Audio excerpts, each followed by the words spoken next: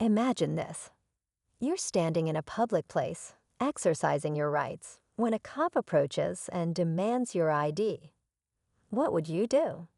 In today's video, we're diving into a situation where a woman faces off with the police, refusing to show her ID. Perfectly within her rights, but not what the officers expect. From the moment they approach her, you can feel the tension building. Will she back down or stand her ground? Watch as she calmly schools the officers on the First Amendment and her rights, turning the tables in a way that you won't expect. This is more than just a confrontation. It's a powerful reminder of the rights we all have in public spaces. But does she manage to walk away without further issues, or will things escalate? Stick around to find out how this standoff unfolds in the next part. As the officers press her for identification, she remains calm and composed, standing firm on her rights. Her confidence catches them off guard, and you can sense their frustration growing. The woman knows the law inside and out, citing specific statutes that leave the officers momentarily speechless. But why is she so well-versed in this? Has she been through this kind of encounter before? The more she speaks, the clearer it becomes that she's no ordinary bystander. The situation draws attention from nearby onlookers, who begin to record the exchange on their phones. The officers exchange glances, seemingly unsure of how to proceed without risking backlash. Yet they continue to apply subtle pressure, hoping she'll fold. Meanwhile, the woman never raises her voice or becomes defensive. Instead, she stays laser-focused, determined to prove her point. But just when it seems like the officers might back down, one of them makes a move that changes everything. The officer steps forward, his tone firm but still trying to maintain control of the situation. He insists that providing ID is a simple request, framing it as cooperation rather than a legal demand. The woman, unfazed, calmly replies that in the absence of reasonable suspicion of a crime, she isn't obligated to comply. Her words are direct but respectful, leaving little room for argument. You can feel the energy shift as the officers realize they're dealing with someone who won't be easily intimidated. Meanwhile, the crowd grows larger, with murmurs of support for the woman echoing in the background. Some people ask questions, while others silently record, clearly curious about how this will play out. The officers begin to shift their attention between her and the gathering crowd, possibly calculating the optics of the encounter. One officer quietly radios for backup, introducing an entirely new layer of tension. As backup arrives, the situation becomes even more charged. Another officer steps out of the vehicle, surveying the scene and quickly sizing up the standoff.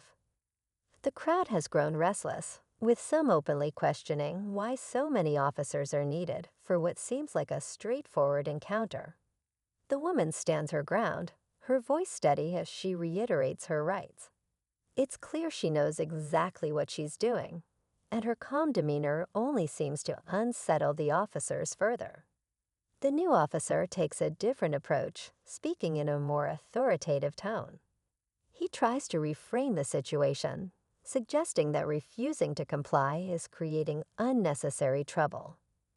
The woman, undeterred, counters with clear and precise points, quoting case law that directly supports her stance.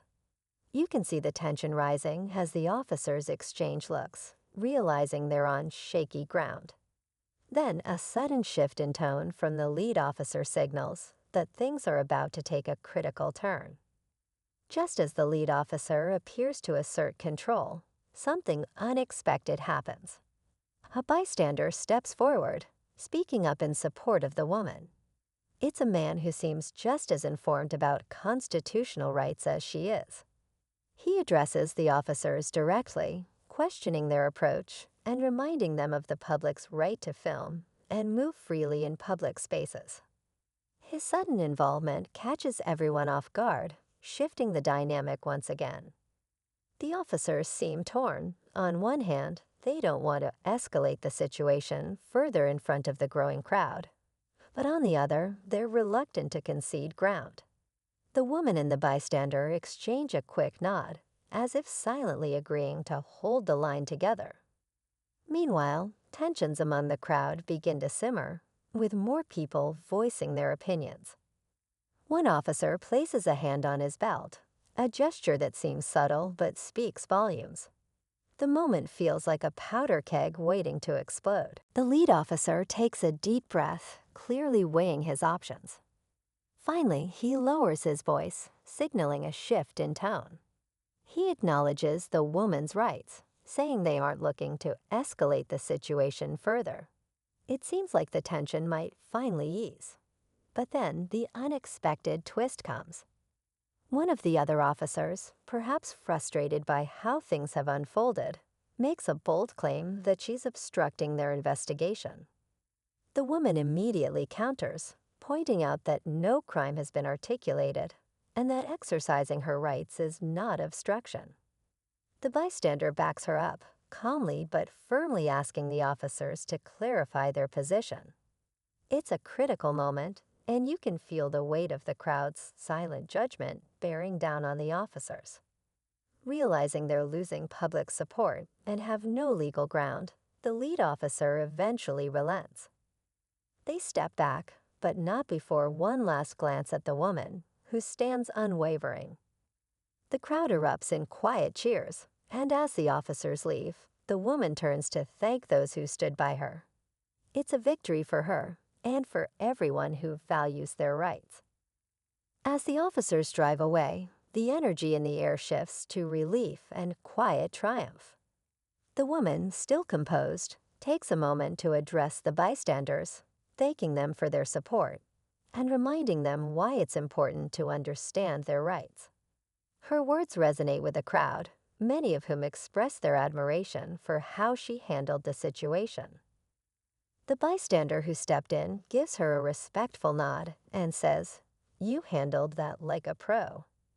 They exchange a few words about how crucial it is to hold authority accountable, especially in public spaces. The moment feels like more than just a victory.